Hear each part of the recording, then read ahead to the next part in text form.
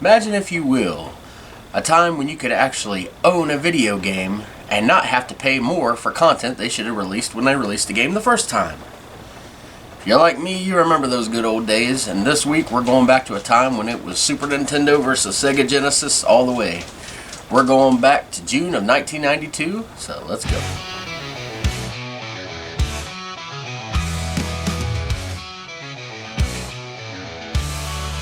Tales from the 90's never die. In our hearts they testify. VCRs and mixtape spins, where every tale begins. Tales from the crypt, marathons, wrestling wars and morning yawns. Play kickball in the street, man, those days can't be beat. Tales from the 90's never die.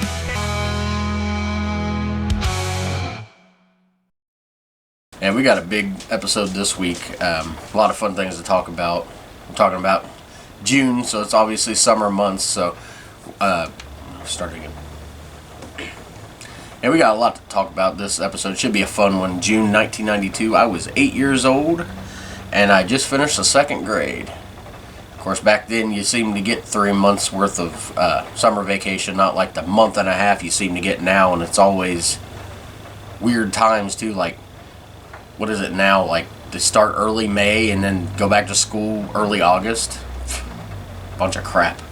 We wouldn't have survived that in our schools. Half our schools didn't have air conditioning, so I would have freaking sweated to death.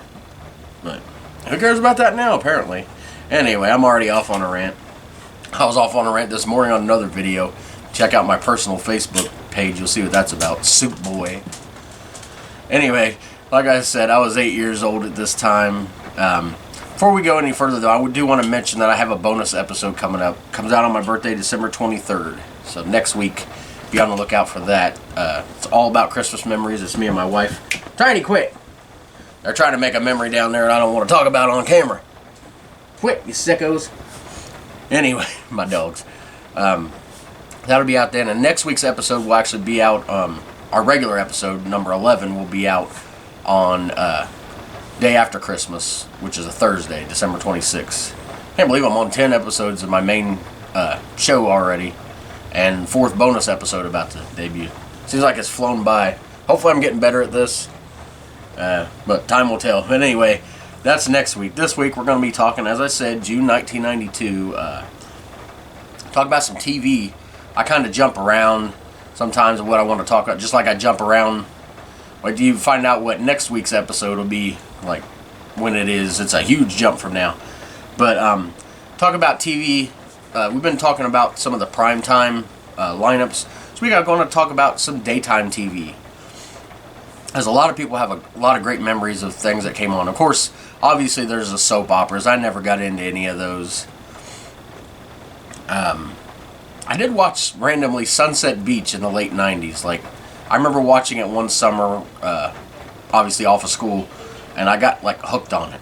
It wasn't one that ran long. I think it was called Sunset Beach. But anyway, I didn't watch any of the other soap operas. But something I did watch all the time was game shows, of course. Family Feud, with Ray Combs as the host, was on at this time. It was kind of nearing the end of its run. Of course, Ray, from Cincinnati, tragically took his own life after... I'm not exactly sure when, but he was always my favorite host because that was the one I'd seen the most as a kid. Of course, Richard Dawson's probably one of the most famous, and of course now you see all those videos of Steve Harvey. Don't forget Louis Anderson was in there, and I think Richard Karn from Home Improvement was also a host. But during this time it was Ray Combs. They brought back like the bullseye round, just a fun little time waster. You know, it's fun to play along, try to guess the numbers, and try to play along with the challenge at the end, and just see how long the returning families could keep coming back. Another one, I'll quit barking at the cat.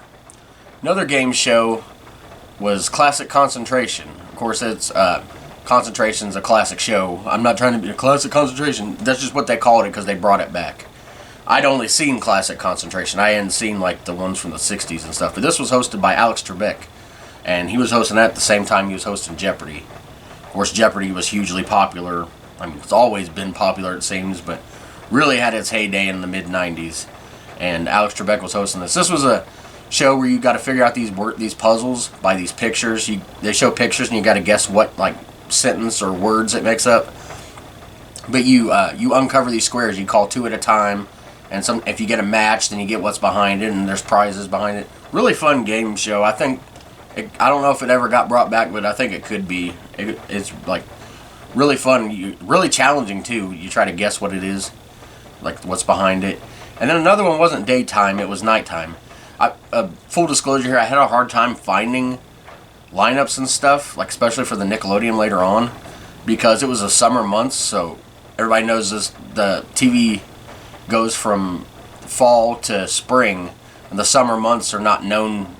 You're known for mostly reruns because that's when people are out doing the most things. So they didn't put on a lot of stuff that was new. So I had trouble finding some of the daytime lineups from this era because whenever they post the classic stuff that I look up, they mostly focus on like, you know, what's in the season. The summer months got forgotten. But one show that I didn't watch until later on with my grandpa, actually after the 90s, but is so hilarious and I wish I would have watched from the beginning, is The Tonight Show with Jay Leno. To me, the greatest Tonight Show host ever. I know people say Johnny Carson. I didn't really like that humor whenever I seen clips of it. Jay Leno was hilarious to me, especially during the time of Clinton, which actually 92 was the year Clinton got elected, so it would be a couple months before he became president, but his jokes are hilarious. My favorite segment was headlines. When people would send in, or people in his staff would find the headlines of just hilarious headlines, or headlines that people didn't realize are hilarious, but if you read them the right way they are, or funny wedding names. And then he would do jaywalking, where he would go out and talk to people on the street, and people would say just some of the funniest stuff. And of course, I've talked about Jay Leno on here before, but there's a musical guest I liked. I watched that. I'd always watch the animals with my wife. We would always catch the animal segments, and sometimes we'd watch one of the celebrity interviews on there if it was someone we liked or someone we knew, or didn't know personally, obviously. But mostly it was just the funny segments. The monologue at the beginning was hilarious, and then after commercial, I'd come back with a segment. Sometimes everybody remembers the classic Iron J with the big exaggerated face. Of course, he's known for having a big chin anyway. Dr. Pepper, strawberry, and cream. Anyway, yeah, that's just a few TV shows that were on then. Like I said, if I talked about everything that was on all the time, we'd be here for an hour just on this. So I kind of spread it out a little bit. But I promised last week I was going to talk about my first crush. At this time, we were living in these apartments in Mount Carmel. Don't remember the apartment names. Mount Carmel is in Claremont County. If you didn't know, it's technically not in Cincinnati because that's Hamilton County. But we were living there at this time. It was out past my grandma. Well, I guess depending on which way you're going, past my grandma's.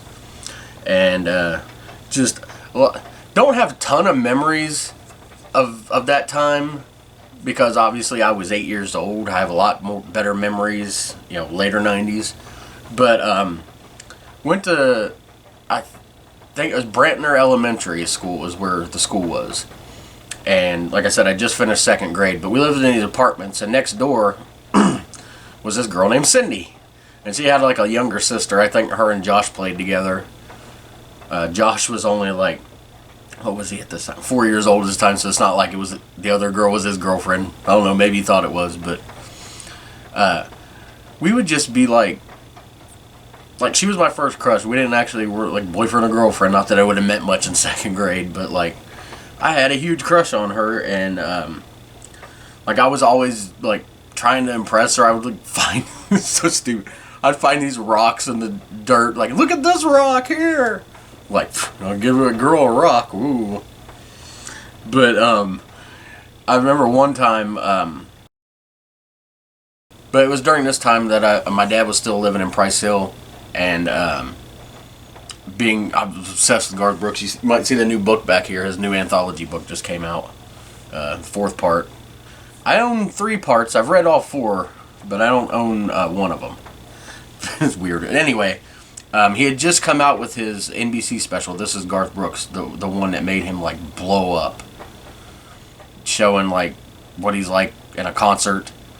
It really, the Garthamania was taking off then huge. But I'd like recorded audio tape because I had a little tape recorder, like recorded the whole concert on audio tape, and I would play it for. I was so proud, like, look, you can hear the concert with me. We'd be singing the songs, and there was this one song off his third album, Rope in the Wind. It was called "We Bury the Hatchet." This part where he gets to the song, he's like, "I was kissing on Cindy," and we both like looked at each other and blushed like. If it would have been some like romantic comedy, we probably would have kissed at that moment. We just both blushed. That freaking ghost again.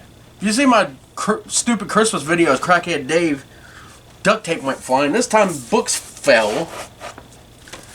I swear. There's a ghost or something around this place. I'm about done. I wasn't being Crackhead Dave that time. I can make him come if you want. Anyway. Well, let's try to get back to this now after that just fell and hit me in the freaking side. I'm not editing any of this out, by the way. Back to that, there was another boy that lived, see, these were like a big apartment complex. If I remember, it was kind of like all in like a circle with like this trees and stuff in the middle or bushes or something. But there was this one boy. He was like the freaking bully. His name was Joey Pies. I always called him Joey Peas. And if you somehow exist to watch this like channel, like I don't have nothing against you now. It was like crap, but you made my life miserable then. The first bully I'd ever experienced. He was always teasing me about it and trying to go out with her, and she's like, "I don't want a boyfriend." Ew. So. Of course, I didn't actually like try to go out with her because it would have ruined our friendship. I did that later on in freaking 4th grade. Ruined a friendship. I told that story before. But yeah, it's just, that was my first crush. And then that part of that song, which I completely forgot about until it started playing. I was like, oh no. Quit, Tiny.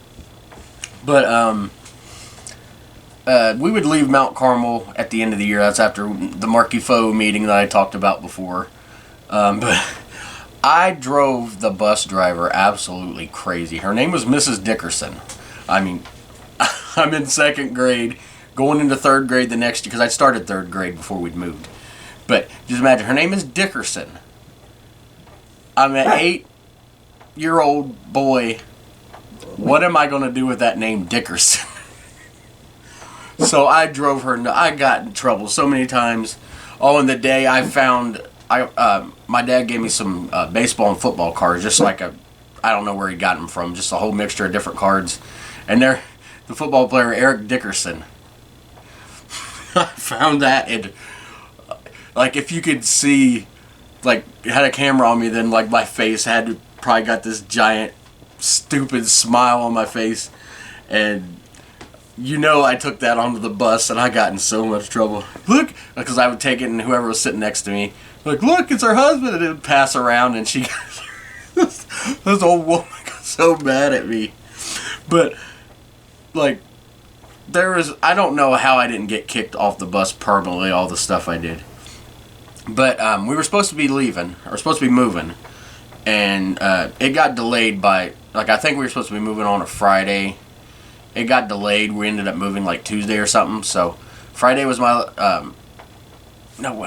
I was telling that wrong. Sorry. We were supposed to be leaving.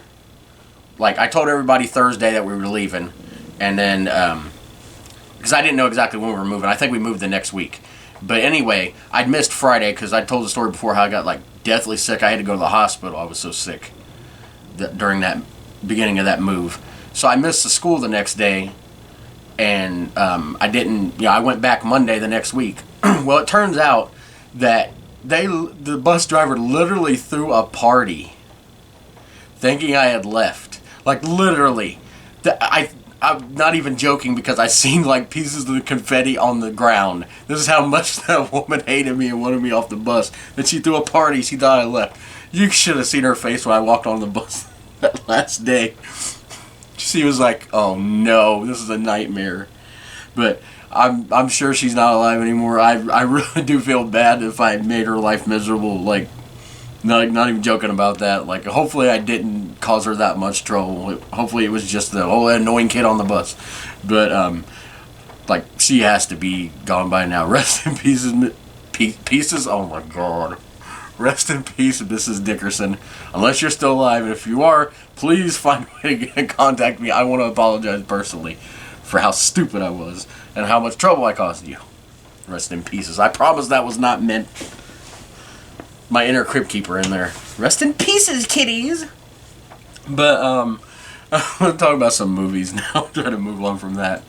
A couple movies that came out that month. One's came out in theaters, and one's a TV movie. Batman Returns, the huge sequel to the Michael Keaton Batman movie, the iconic movie with Joker played by Jack Nicholson. This one was equally iconic in my eyes, although it don't get as much love, it seems, online as the original. Well, it's not the original Batman, but the original of that series. But Danny DeVito is the Penguin. I mean, his burp there. His face is so disgusting. Like, he played the perfect Penguin. Like, if you've seen the old series, like, it was the perfect one to play the Penguin, like, for this darker version of Batman in the 90s. But I love that movie.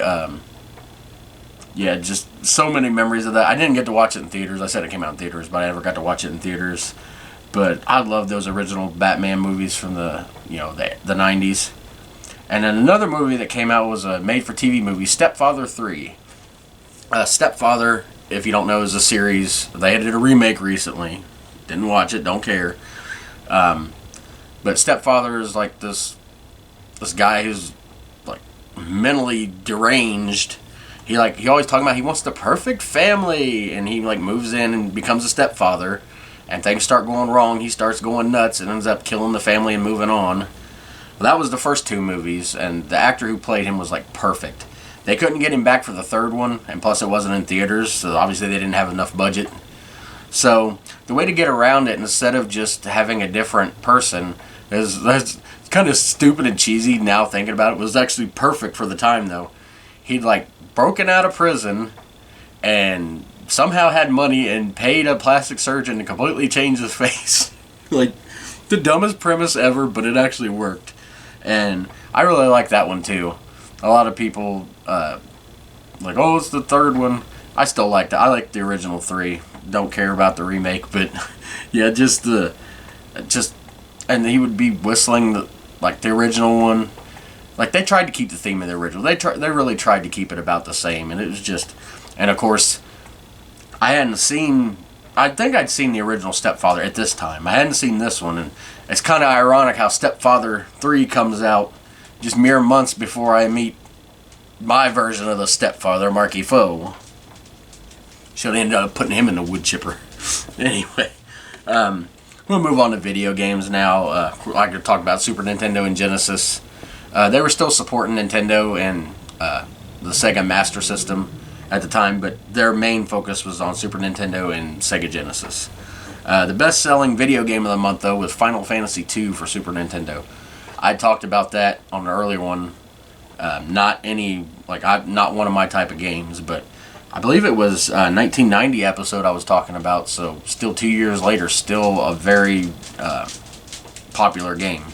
The best-selling computer game was Where San Diego for MS-DOS, MS-DOS, however you want to say it. Computer game. It predated Windows. I talked about that before too, but Where in the World's Carmen Sandiego? One of the most popular video games of the early 90s. And it was a learning game too. So you got to play a lot in school. So that really helped. And of course you played it in school. If you had a computer at home, you wanted it at home too, because it wasn't just a learning game, it was fun.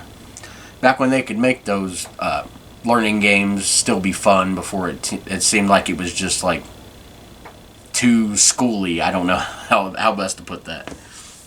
But sports, June was the month for the NBA Finals, and the Chicago Bulls beat the Portland Trailblazers. I can't talk. The Chicago Bulls beat the Portland Trailblazers in the NBA Finals. They won back-to-back. Of course, that was the Michael Jordan the start of Michael Jordan's big heyday, and just anywhere you looked, you see Michael Jordan, whether you knew about basketball or not. Of course, being June, we're right around the middle of the baseball season. Well, a little still early, but close to the middle. And the Reds were actually leading at this time in their division against the Braves by 2.5 games. Of course, the Braves would end up taking over the lead of that, and they would face the Pirates in the National League Championship game, and then go on to lose to Toronto in the World Series. But we were actually leading at one time. And of course, back then, it was just each team, the top team in each division inside each league would make the playoffs. So you have 4 teams total. It's not like today. And I know there's a lot of people that like the format today and a lot don't. I actually like it. I like the fact that more teams can get in. And I know it seems like it's unfair to the teams that have spent the whole season winning. But they've done a lot to rectify that by giving like the top team, the top 2 teams, I think it is, a pass. Or is it top team? I can't remember. I might be confusing it with football, but they give them a pass from the first round. They don't have to play that first round, and the lower teams do. But I like the more, include more people. It gets more of a fans to care longer into the season. Because I mean, if you're sitting there third or something, still with a good record, but not near top. Like I said, we finished second in a whole division and didn't even get a chance to make the playoffs. If it had been now, and we finished with 91 wins, so if it had been now, we would have been able to have a chance. But yeah, I like more options today, and I know there's sometimes that teams that didn't do as well in the season end up winning the World Series, but it doesn't happen as often as you think. Usually, it's a team that's deserved it, and then if the bigger teams, they can't have a team that's going to win it all that late, then they don't deserve to be there. No matter what they did during the year. It's all about that month. I mean, I know some say that why play a whole season then? Well, I don't know. Maybe you should find a team that wins the whole season. And the postseason. But anyway, this would actually be the last year the Reds would wear those pullover jerseys that they had. And before going to a more traditional button-up, they were the last team that actually wearing those. And it was actually the same jerseys they'd been wearing since the late 60s. And, of course, they wore them during the Big Red Machine era. So it's kind of an end of an era. And a little bit of NASCAR news. Ernie Irvan won at Sonoma. Davey Allison won at Michigan. And then Alan Kulwicki, who don't get talked about a lot, he won Pocono, and he would end up winning his first and only NASCAR championship that year. Music now, talking about the Billboard Hot 100 countdown. The #1 song for 2 weeks... and it spent 4 weeks prior to this month at #1, so 6 weeks total, was Crisscross Jump. I'm sorry, some people like this song. I know it's a party song and stuff, but I don't see how some of these songs become #1 for so long. Like, is that song really worth 6 weeks at #1? I mean, I guess enough people liked it. And then another 2 weeks was I'll Be There by Mariah Carey. Obviously, I don't know anything about these songs other than that Jump song is just repeated. One-hit wonder, pretty much, I think. But I can't say too much because go to the American Country Countdown. #1 for the whole month, plus a week before, so 5 weeks total, was Billy Ray Cyrus' Achy Breaky Heart. Yes, it was that time. There's a lot of people that give him crap for that song, and probably rightfully so. But it's a guilty pleasure of mine. But if you listen to all the songs on his Some Gave All CD, that his first one that this song came out on, there's some really good. Obviously, Some Gave All was probably the standout song on there. About an Army veteran. But Could Have Been Me. The really funny Where Am I Gonna Live When I Get Home. But yeah, a lot of people give Billy Ray Cyrus crap, and I mean, he deserves it. I mean, probably the biggest crap is getting his daughter into show business, but that's another point.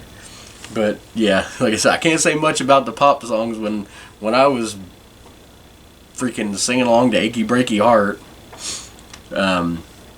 One album that was released this month was Mary Chapin Carpenter's Come On, Come On. It was probably her most popular album. It had like all her biggest songs: "Passionate Kisses," "He Thinks He'll Keep Her," "I Feel Lucky." Yeah, that was probably her biggest one. But during this month also they had the TNN Music City News Awards. Of course, if you don't remember TNN, it was the original country video channel. You know, before CMT, before GAC, all that. It was TNN, the Nashville Network. It became the National Network later on when they got bought out. It was a sad day. But they used to have some of the greatest stuff on there, all those concerts. But they had these awards based on, I think it was a magazine they had, the Music City News. But we'll just go through some of the winners. My book here. Garth Brooks was Entertainer of the Year, of course, like I said. It was pretty much Garthmania.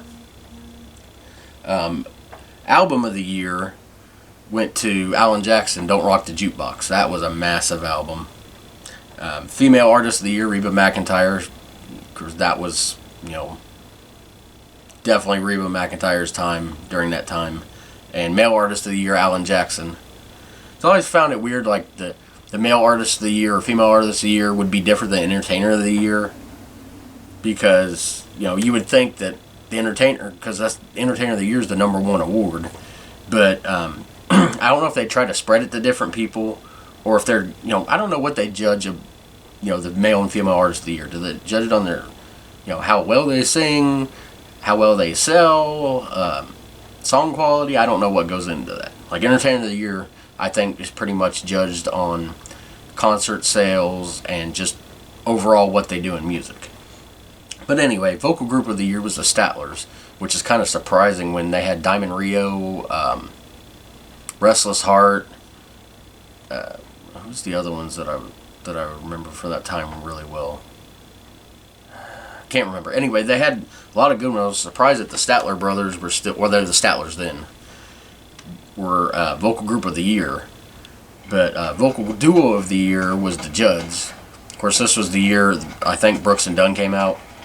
And, of course, the Judds had done their farewell tour, so, of course, they were going to win it then. Of course, going forward forever, Duo of the Year would be Brooks and Dunn. Single of the Year, speaking of Alan Jackson, "Don't Rock the Jukebox." I mean, that was a massive song. It was everywhere. Video of the Year, Ricky Van Shelton and Dolly Parton, "Rockin' Years." They also got Collaboration of the Year.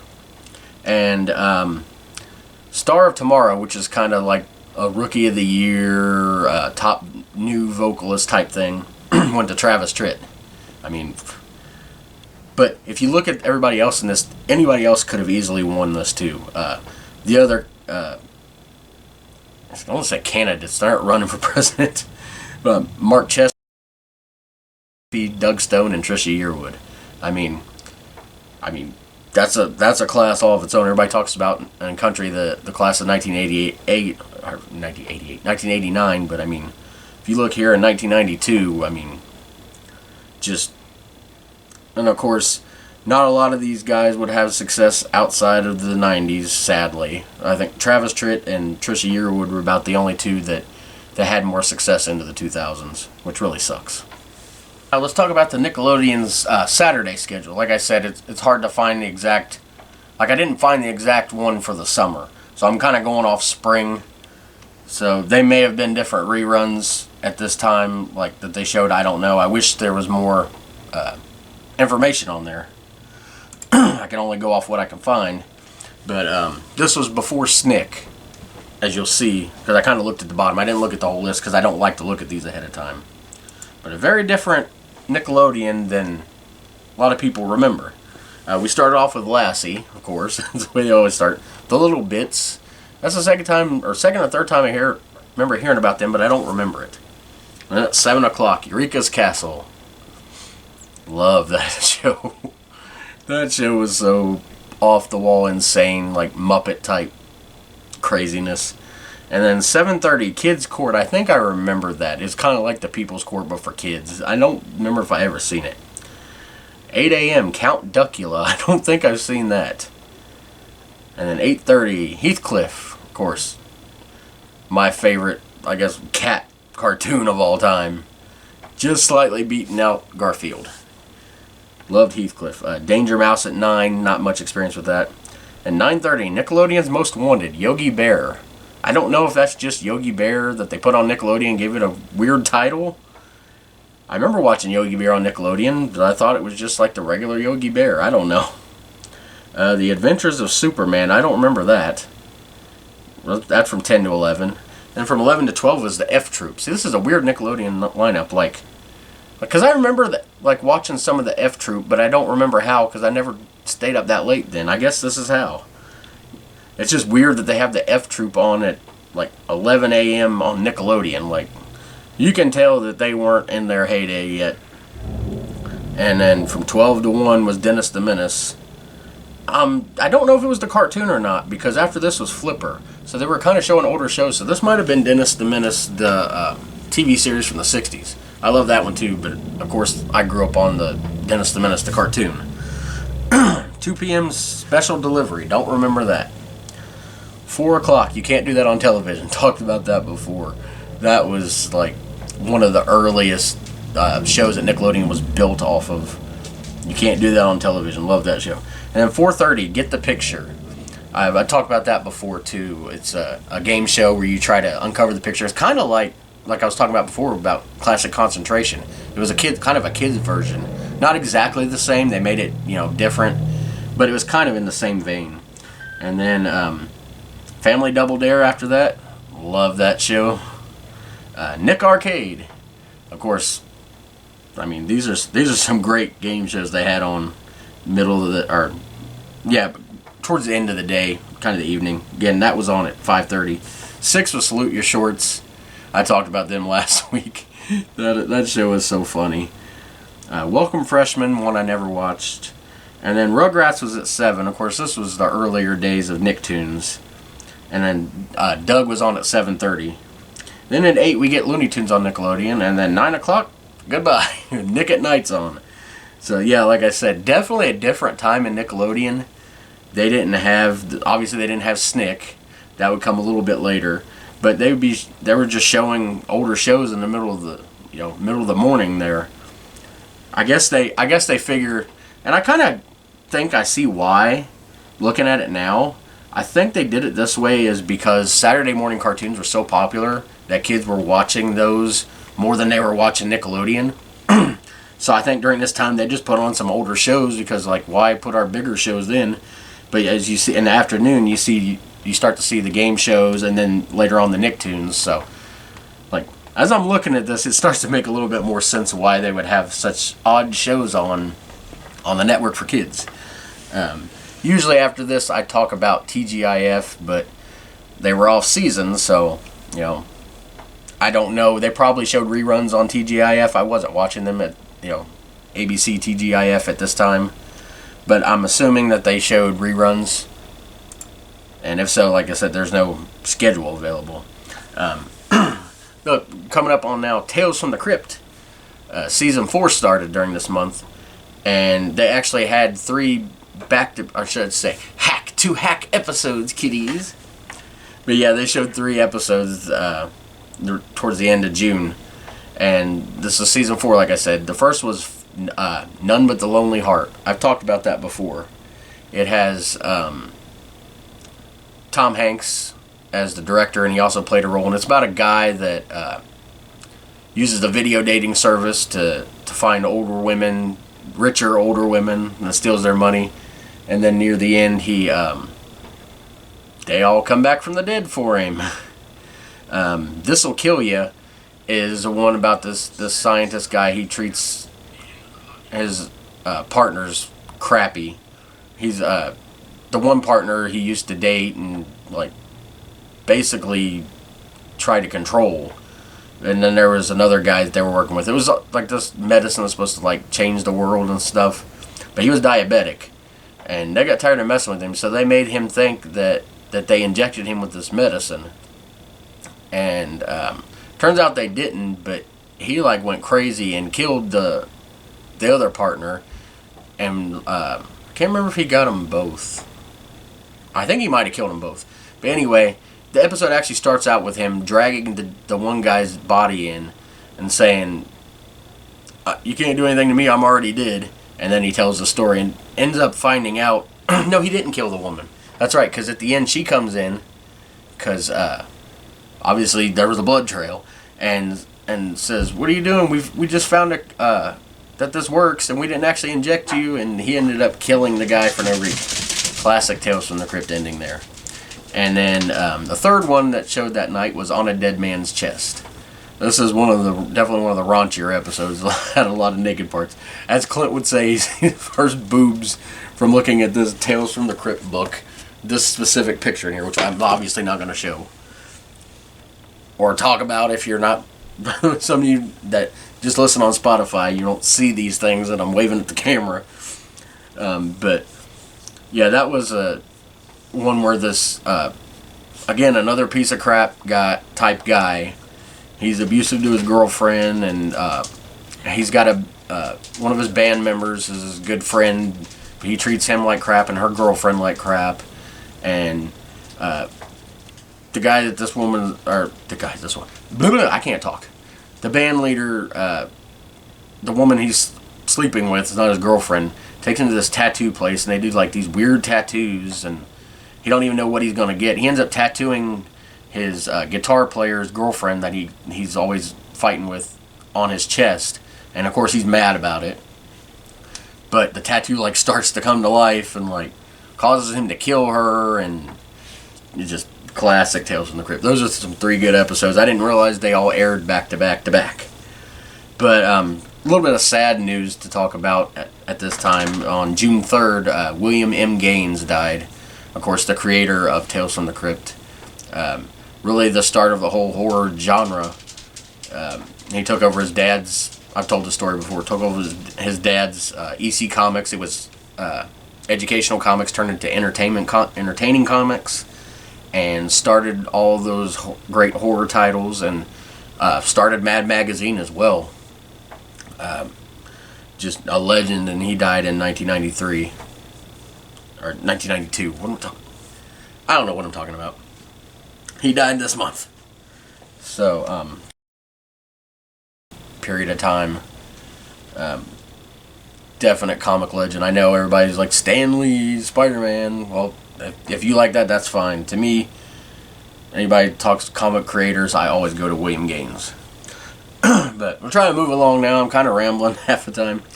We've got a lot of stuff to talk about in wrestling, and actually no WWF news. WCW had aired Clash of the Champions 19 from Charleston, South Carolina. And the whole show was basically the start of the NWA World Tag Team Title Tournament, where Terry Gordy and Steve Williams defeated the Steiner Brothers in the main event of that night. But that actually wasn't the end of the tournament. They would go on to the Great American Bash and actually win the whole tournament. They beat Dustin Rhodes and Barry Windham in the finals. And this was literally 4 days before their pay-per-view, WCW Beach Blast, which of course there'd only be 2 of those, and then they would rename it to Bash at the Beach, which of course everybody remembers the '96 Bash at the Beach with Hogan joining the NWO. But this was the first Beach Blast. It was the first show under Bill Watts, who really he's known for doing a lot in wrestling, but some of the stuff he instituted at WCW was stupid. Like I hate, like a lot of you are gonna kill me, I hate the getting clotheslined over the top as a disqualification, and I hate he went even farther than that. Like if you jump off the top rope as the disqualification. But anyway, this is when he started over, and Beach Blast, like I said, was only 4 days after the Clash of the Champions. It was June 20th, Mobile, Alabama. I cannot speak. I swear I should just get the stupid AI voice to do that annoying AI voice I always hear on the videos my wife watches. This guy that talks like that. I should get him to do it because he can talk better than me. But anyway, on this night, Scotty Flamingo, who is better known later on as Raven, would defeat Brian Pillman for the WCW Light Heavyweight title. And there was like a double main event this night. Ricky Steamboat would beat Rick Rude, 4 falls to 3 in a 30-minute Iron Man match. It was kind of the end of their rivalry that they had. And then the other main event was another set of tag team champions, WCW tag team champions, the Steiner Brothers. Them and Terry Gordy and Steve Williams, the guys that just won that, that would go on to win the whole tournament, they fought to a time limit draw. And Some other news about the Steiner brothers this month. They, of course, they're known for going to Japan a lot. They won the IWGP Tag Team titles, defeating the Big Bad and Dangerous, who were better known to people as Big Van Vader and Bam Bam Bigelow. I mean, imagine if they had teamed in the United States. You wouldn't have been able to. That's probably why they didn't put the team together in the United States. They do things a little different in Japan. But I talked about, they had the NWA World Tag Team titles, the WCW World Tag Team titles. That wasn't it. If you remember, like, the NWA from the late 80s to the early 90s, they loved their multiple titles. Like I seen the show once where there was literally 11 or 12 titles on the line. But they actually had the WCW US Tag Team titles. Dick Slater and the Barbarian would win them from the Fabulous Freebirds, combination of Jimmy Garvin and Michael Hayes, on WCW Main Event, their syndicated show. And they would actually be the last champions. July 31st, next month, they retired those, thankfully. Eventually they got down to one set of tag team titles. But, like I said, no WWF news, but there was ECW news. ECW had been formed in April of this year, so like 2 months before this. And, of course, they were known as Eastern Championship Wrestling. They'd come out of, I think it was Tri-State Wrestling, around that area. Todd Gordon had founded it. Of course, Paul Heyman took it over later on and made it Extreme Championship Wrestling and made it what it is today. But they were just founded, and they, during the month of June, they crowned their first ever ECW, again, Eastern Championship Wrestling Tag Team Champions. The Super Destroyers would defeat the Nightbreed in the finals of that. And I said, a lot of tag team news going on this time. And then, of course, there's some sad news from this time. First ever WWF champion, Worldwide Wrestling Federation, which was WWE today, just in case you somehow didn't know that. But the first ever champion and the original Nature Boy, Buddy Rogers, died on June 26th. Of course, that's where Ric Flair got some of his iconic stuff from and then took it to the next level. But Buddy Rogers was not the first, most well-known wrestler. That was probably Gorgeous George, but definitely one of those ones that everybody knew back in the 60s. And then we're going to kind of wind up on a little bit of news, not much news. Mafia boss John Gotti began his life sentence for murder and all his other crimes. And the other one is, it's funny, it was in the news, but it's not really news, it's just hilarious to me. Dan Quayle, vice president under George Bush Sr., was in the famous incident of the spelling bee when he couldn't spell potato right. He put an E on the end of it. Jay Leno would make jokes about him forever, speaking of Jay Leno. But hopefully this episode wasn't too rambly or anything. I had a lot to cover, but at the same time not a lot to cover. Like the TV stuff, it's hard to find stuff for, but there was a ton of stuff in wrestling and music. Hopefully I gave some of my personal stuff at the beginning was you found humorous or entertaining or didn't put you to sleep too much. But like I said earlier about next episode, we're actually going way ahead in the future. Almost 7 years ahead. January 1999. This is the latest month and year I've done so far. I was 15 at the time, in 9th grade. We were living with Granny. So it was during the skipping the school time. I'll give a little bit more about that then. Check out, I have to find the other episode that was in. Check out all the episodes if you haven't seen them. Hopefully you're still watching on YouTube or Facebook or listening on Spotify. Look for that bonus episode coming out December 23rd if you want to hear all about our Christmas memories, favorite songs and TV programs and Christmas memories and Christmas dinners. It was a lot of fun recording that one. But that's December 23rd. Again, next week's episode 11, January 99, will be out December 26th, and we will see you next time. Tales